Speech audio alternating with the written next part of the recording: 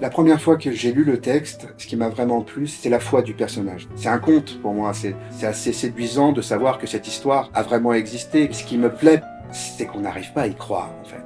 Alors comment mettre ça en scène? Comment mettre en valeur le parcours de ces deux personnages, la conviction viscérale de Fleur Taillefer, et de voir évidemment comment elle va s'en sortir face aux critiques, face aux doutes. Et tout ça, elle les balaye, elle se ment à elle-même, mais en tout cas, elle y est, elle y va, et elle veut pas lâcher. L'idée, c'est que c'est une pièce quand même qui traite de l'intime.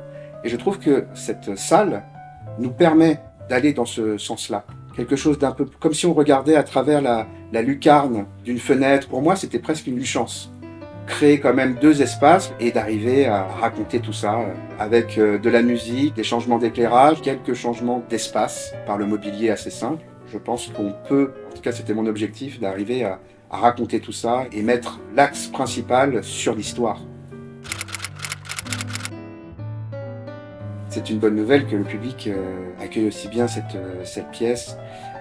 Je pense que cette pièce raconte aussi beaucoup à chacun d'entre nous.